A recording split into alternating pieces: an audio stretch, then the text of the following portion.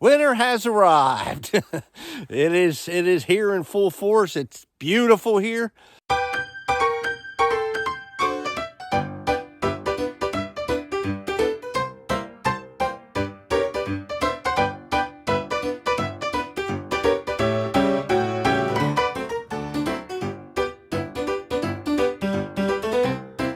As you can see, it's a snowy day here in Western Pennsylvania now. It's kind of hard to work outside on anything, so we've kind of let some of this stuff go. I'm not going to try to put up some softened fascia with the weather like this, especially off a ladder. It's not the safest thing, and I don't want to get hurt. That would really slow me down. So we did something else today. I am going to try to use a pole and go all natural on some of these items. So we spent about a half hour walking through the woods, looking for a hemlock tree to take down. A nice straight one. I can use it for something inside the new addition to the cabin. That is something I'm not going to tell you exactly what, but you'll have to continue to watch to see. But we're going to get ready to cut down a hemlock, so let's go. Now, choosing the right hemlock was a chore, but it was a nice walk. I love the snow. I don't mind the snow. I didn't do any hunting today, but we did enjoy the snow. The weather is cold. It's in the 20s. And if you look around, I do have a lot of hemlock trees, but we didn't want one too big. This one here, I would consider just too big for my needs, unless I'm going to make some boards out of it. So we continue to walk through. You see, I have lots of areas and lots to pick.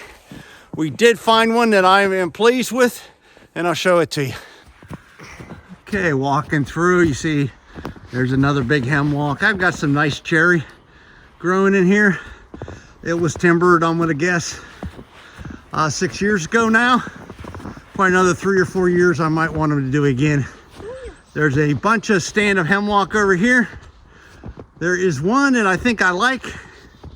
You got to be careful walking through the snow because of the logs. You can't see everything. And, you know, old men, we fall easy. Once we fall, it's hard to get back up, but almost there. I got a little helper today. There he is. He's trailing me. Wave, Eli. Say hi. Hi. Okay. Okay, here's the stand. We kind of like this nice straight one. It's got about a 1 foot diameter down here in the bottom, but you see it's pretty true all the way up. That's about the size I'm looking for. It's in between a couple big ones. There's a couple more. I thought about this other one here, this third one, but I don't like the way it's gonna fall. This one here looks a lot easier because it's gonna fall the right direction. It's leaning this way, it's gonna fall away. So I guess we're gonna maybe start cutting here.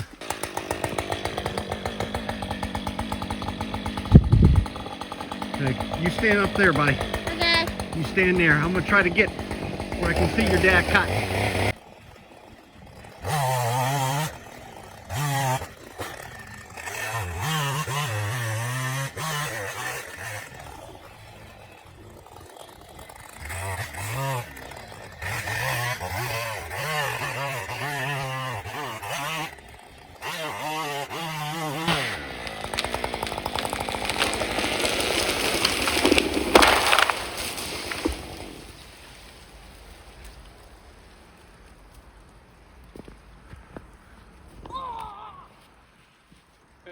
Tree is down.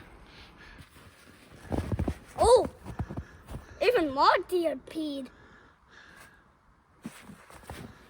Even more deer came.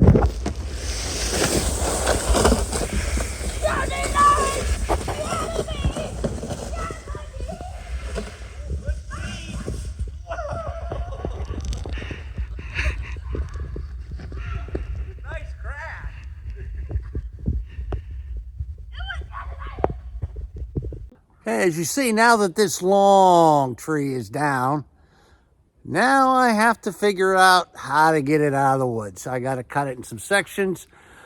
My first section, I need 2 sections of 10 foot long, and then I got to figure out how to get them out. There's a couple different directions I can go. Looks like I might be able to pull it straight that way, but I got to get rid of some of that other stuff so I can pull them straight down there. That looks like the best way. That's the way I may have to clear.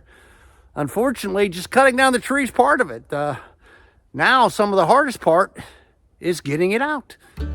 In order to get these poles out, I'm going to have to remove this log here that's in the middle of the way. I'm going to have to cut it up some first so it's not so big so my Kubota can move. I guess in order to cut this log and get it out of the way, first thing I got to get this stupid thing started.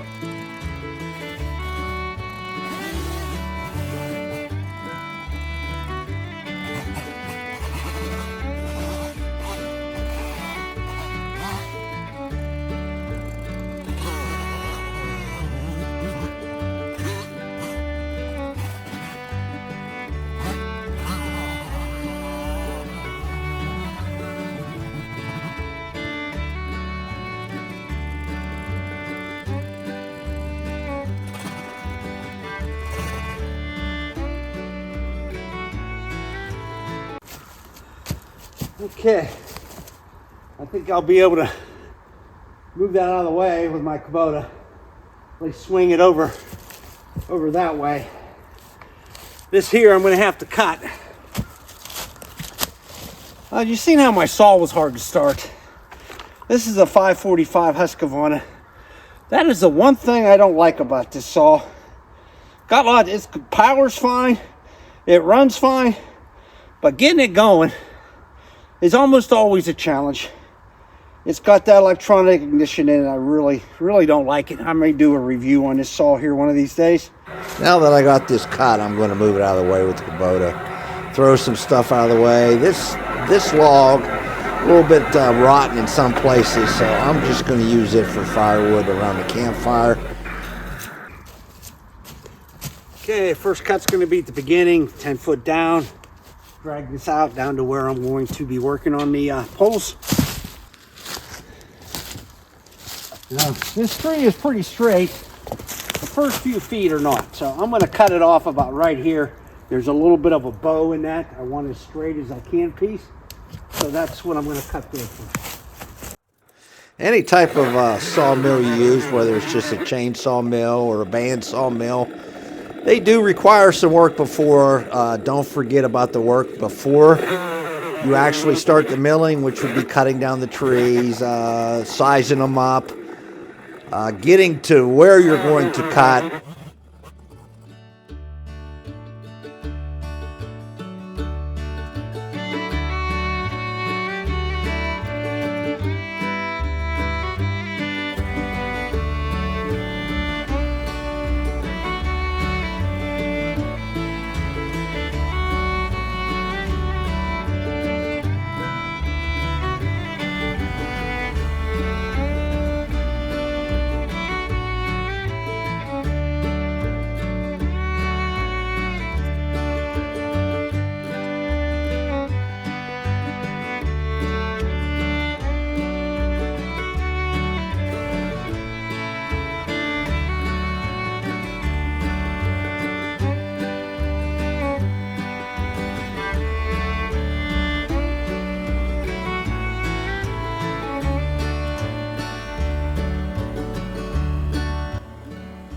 Should have centered my lifting device a little better. I think in the long run it would have saved me some time.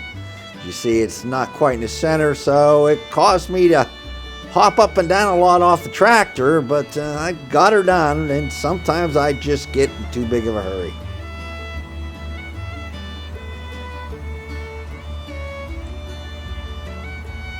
This log is in place. It's time to drive up and get the next one. So if you're going to mill your own lumber, don't forget about the time required before the actual milling. I mean, the dragging, the cutting, the lifting, everything else involved with it. But if you don't mind it and you enjoy it, I say go for it.